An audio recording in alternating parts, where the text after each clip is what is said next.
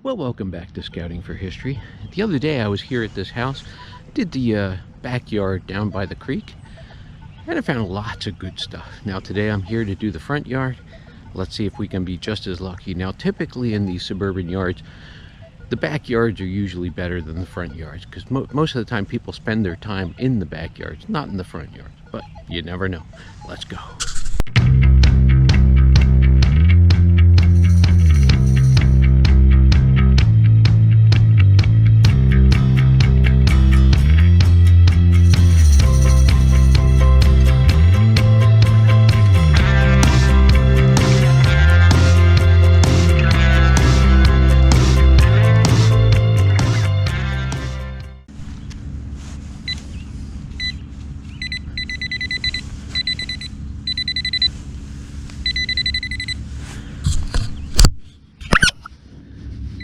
And the first find of the day.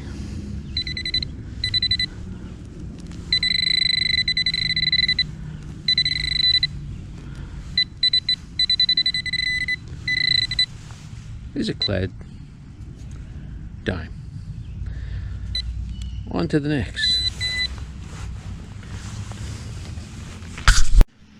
Well, even though it's iron, it's got a hole in the middle, it's flat. That gave a good signal. On to something better. After a little bit of clad, the first wheat penny of the day.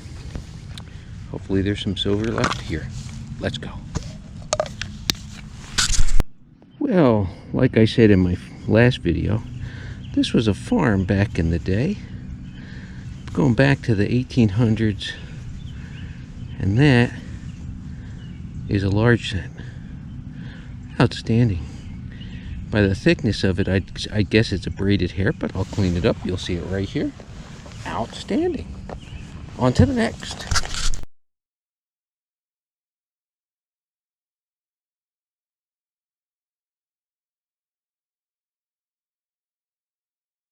Well, it's probably a clad quarter or junk, but it's a good signal. I'll dig it live.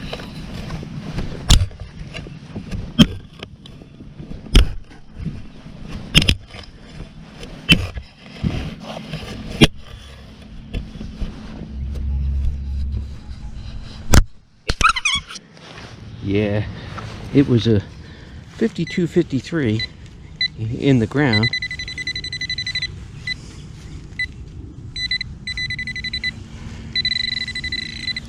And now it's a clad quarter.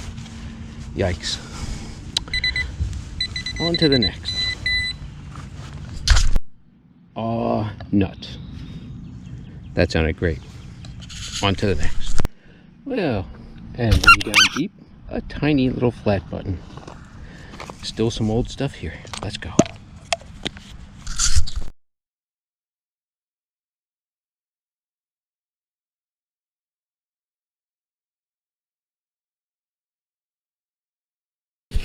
Well, it was a good signal. I debated turning the camera on, but I didn't. Let's see what we have. It's another Rosie. That's okay. Another silver for the day. You know, these Roosevelt dimes,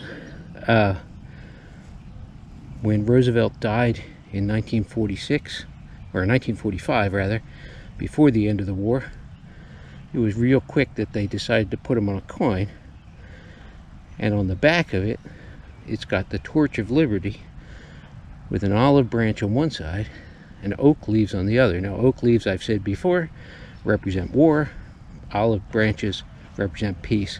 So he was the president through peace and through war, elected 4 times, more than any other president. And they chose the dime because he suffered from polio in his adult life. And in 1938, the March of Dimes started. And it encouraged kids to collect dimes and send them in for polio research.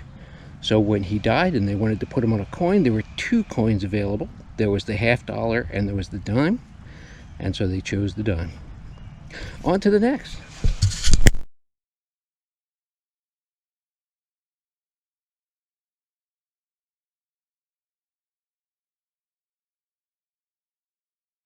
Well, about a foot away from that other rosy, here's another signal similar to it. Let's see.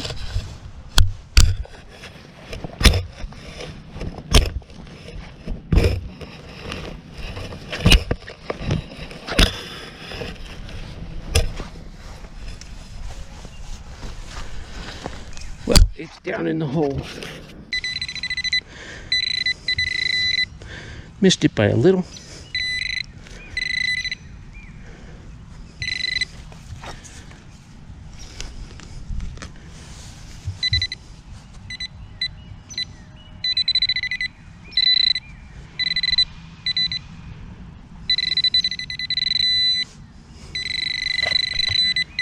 Nope.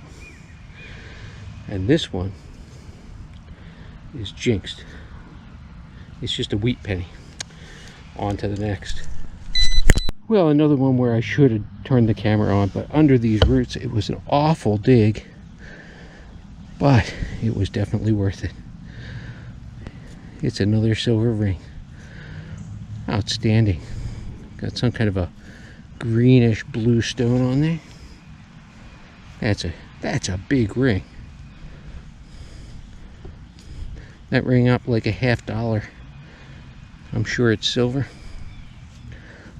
Almost fits me. I think I might actually be able to get that on. Outstanding. Well, a large set, a silver dime, a silver ring. Not a bad day. Let's go.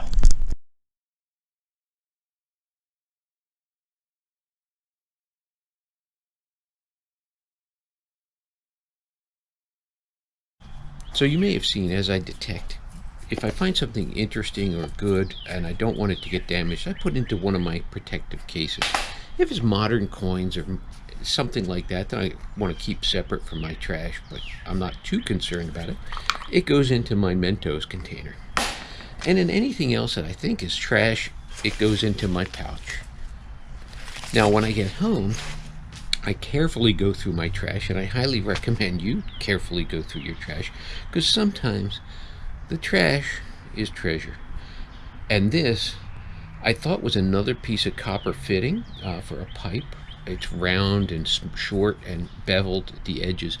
I thought it was just a piece of copper fitting, but after I got home and looked at it closer, turns out it's an old silver ring, and it says sterling on the outside.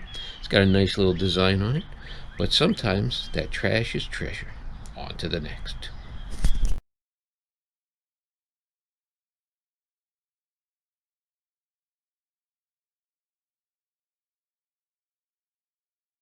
Well, finally a nickel signal that wasn't a pull tab. Oh, it's just a Jefferson. That's okay. I'll take it. On to the next. Well, it's not silver, but it's a green penny. Well, green around the edges anyway. And it's a wheat penny. Oh, on to the next.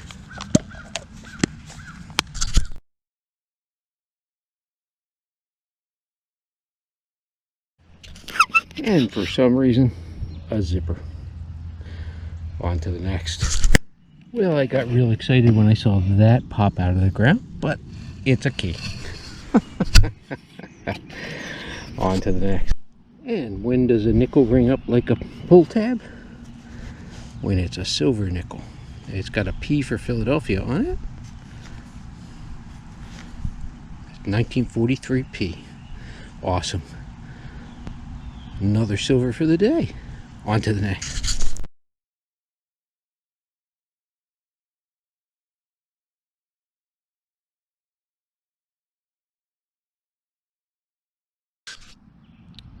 Well, I don't think it was a buckle. I'm not sure what it was. Some kind of little square copper thing. Might have been a frame or something. Not sure. Interesting. On to the next.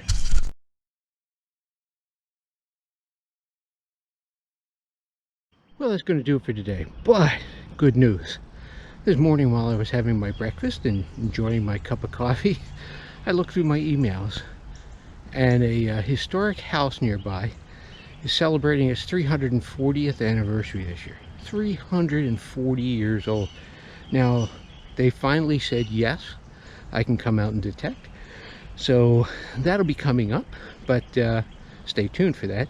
But everything I find obviously stays with the house. It's a really historic house. So more on that to come. Stay tuned. Don't forget, hit like and subscribe. We'll see you on the next one.